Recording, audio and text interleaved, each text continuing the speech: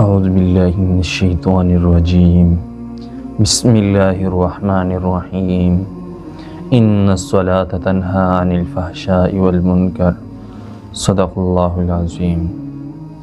سامعین گرامی، میرے واجب الاحترام قابل صدر اکرام اور معزز سامعین کرام، آج یہ جو مہینہ چل رہا ہے یہ بہت فضیلت اور نعمتوں والا مہینہ ہے، اور یہ مومنات اور مومنین، مرد اور عورتوں دونوں کے لیے ایک بہت بڑا سعادت کا مہینہ ہے کہ وہ اس میں نیکیاں کریں، جتنا بھی ہو سکے صدقات، نفل ہو، واجب صدقہ بھی کریں، جتنا زیادہ ہوگا اتنا ہی زیادہ اجر و ثواب ملے گا۔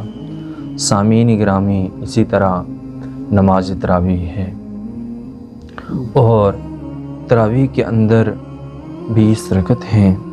سامعین گرامی، ایک شخص اگر 2 رکعت نفل نماز پڑھتا ہے غیر رمضان میں تو اس کا جو اجر ہے وہی نفل اگر رمضان مبارک کے مہینے میں ادا کرتا ہے تو اس کا اجر و ثواب جو ہے وہ دگنا ہو جاتا ہے۔ سامعین گرامی، لیکن آج میں اور آپ اگر دیکھیں ہم کیسے نماز ادا کرتے ہیں، اور حضور صلی اللہ علیہ وسلم نے کیا فرمایا کہ حضرت انس رضی اللہ تعالیٰ عنہ روایت کرتے ہیں کہ جناب محمد مصطفیٰ احمد مجتبیٰ سرور کائنات دو عالم صلی اللہ علیہ وآلہ وسلم نے فرمایا کہ جس شخص نے نماز کو ان کے وقت پر ادا کیا، یعنی جو متعینہ وقت ہے ان پر ادا کیا، اور وضو بھی کامل کیا، خشوع وضو کے ساتھ نماز ادا کیا، رکوع اور سجدہ بھی صحیح طریقے سے کیا، تو یہی نماز اس شخص کے دعا کرتی ہے، اور یہی نماز سفید کپڑے میں لپیٹ دیا جاتا ہے، اور یہ نمازی سے کہتی ہے اے نمازی، اللہ تعالیٰ تیری حفاظت فرمائے۔ کس طرح حفاظت فرمائے؟ جس طرح کہ تو نے میری حفاظت کی، اللہ تعالیٰ اسی طرح تیری بھی حفاظت فرمائے۔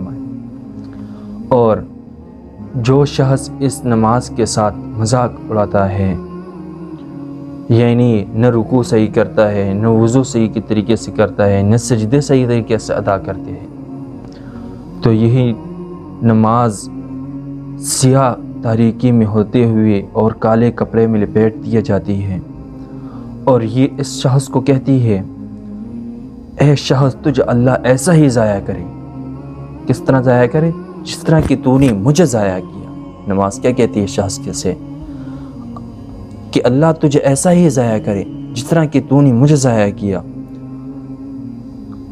اور پھر وہ وہاں سے ہوتی ہے جہاں اللہ تعالیٰ چاہے، پھر اس کو اسی طرح کالے کپڑے میں لپیٹ دیا جاتا ہے جس طرح پرانا کپڑا لپیٹ دیا جاتا ہے، اور اس نمازی کی منہ پر مار دی جاتی ہے یہ نماز جو ہے، اور وہی کالے کپڑے میں لپیٹ کر اس شخص کے منہ پر ماری جاتی ہے۔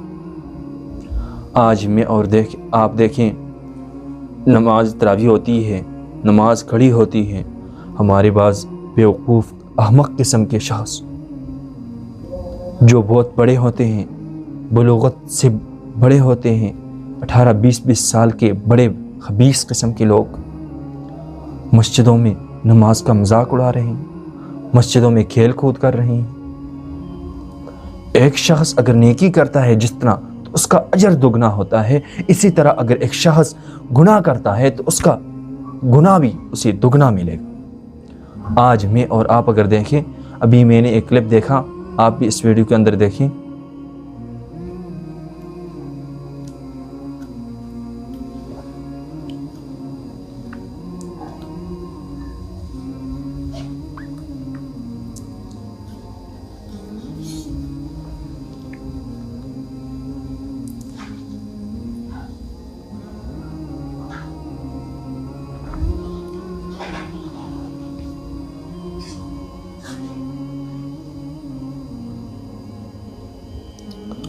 اور اسی طرح یہ اب آپ نے دیکھا کہ یہ نماز کا مذاق اڑا رہے ہیں، تو اسی طرح حضرت عبداللہ بن مسعود اور حضرت عبداللہ ابن عمر رضی اللہ تعالی عنہ سے منقول ہے کہ انہوں نے ایک شخص کو دیکھا کہ وہ نماز میں امام سے رکوع اور سجدے میں سبقت کر رہا تھا، یعنی آگے اور پیچھے ہو رہا تھا۔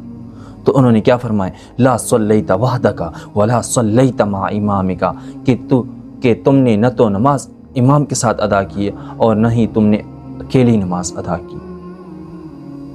کیوں؟ امام کا اقتداء جب کر دیا تو امام جو ہی رکوع میں جائے گا تو آپ نے بھی جانا لازمی ہے، اور جو ہی سجدے سے رکوع سے اوپر ہوگا تو آپ نے بھی اوپر جانا ہے، جب سجدے میں جائے گا تو آپ نے بھی نیچے جانا ہے۔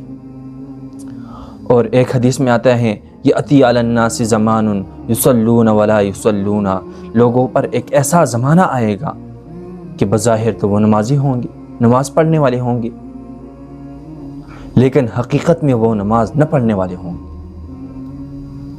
کیا مراد ہے اس سے؟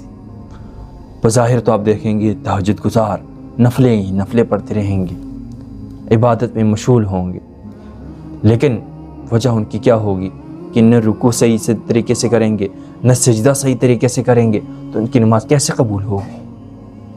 اگر اس حدیث کی تشریح کو آپ دیکھیں کہ لا صلیت وحدک ولا صلیت مع امامک، کہ نہ تو نے اکیلی نماز پڑھی اور نہ ہی تو نے امام کے ساتھ نماز پڑھی۔ اور نبی علیہ السلام نے کیا فرمایا کہ ایک ایسا زمانہ آنے والا ہے، لوگوں پر ایک ایسا زمانہ آ جائے گا کہ بظاہر تو وہ نماز پڑھنے والے ہوں گے، لیکن حقیقت میں وہ نماز نہ پڑھنے والے ہوں گے۔ اس کو اگر میں اور آپ سمجھیں کہ اس کا کیا مقصد ہے، اس سے کیا مراد ہے، تو وہ یہی مراد ہے کہ بظاہر تو وہ نفل عبادت کرتے ہی رہیں گے، نمازیں پڑھتے ہی رہیں گے، لیکن صحیح طریقے سے نہ نماز پڑھیں گے، نہ رکوع، نہ سجدہ اور نہ وضو کریں گے۔ تو ان کے بارے میں نبی علیہ السلام نے کیا فرمایا کہ لا صلیت وحدک ولا صلیت مع امامک، کہ نہ تو نے اکیلی نماز پڑھی اور نہ ہی تو نے امام کے ساتھ نماز پڑھی۔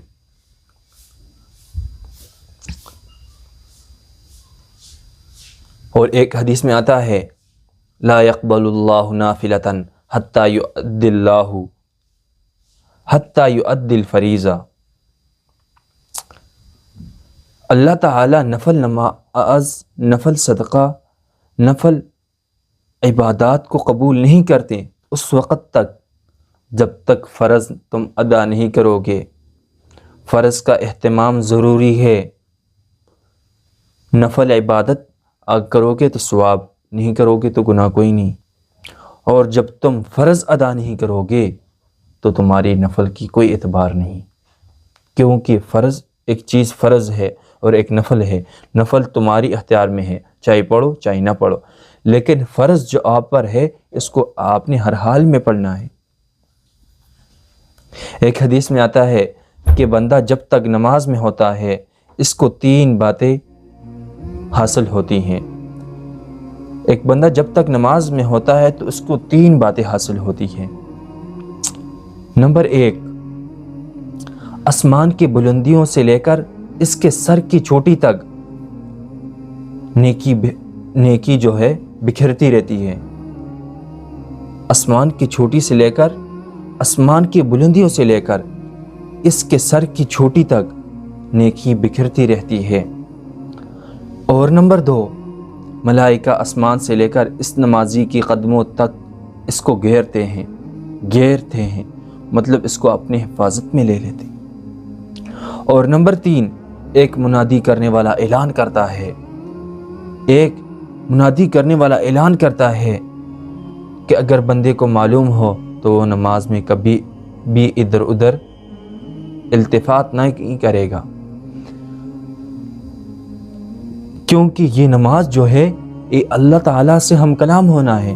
لیکن میں اور آج آپ دیکھیں کہ مسجد میں اگر ایک سیٹ شور ہوتی رہتی ہیں، دوسری دفعہ جگہ جو امام بیچارہ کھڑا رہتا ہے نماز پڑھا رہا ہوتا ہے وہاں اس کو بھی بھول جاتا ہے، اور جب بھول جاتے مقتدی انگلیاں اٹھاتے ہیں۔ آج قاری صاحب کو یاد نہیں تھا، قاری صاحب نے دیکھا ہی نہیں، اور ان بیوقوف بچوں کو نہیں پتا کہ ایک تو گناہ کر رہے ہیں، سرعام کر رہے ہیں، اور دوسرا اللہ کے سامنے اللہ کے گھر میں کر رہے ہیں۔ ان کم بختوں کو کم سے کم سمجھایا کرو۔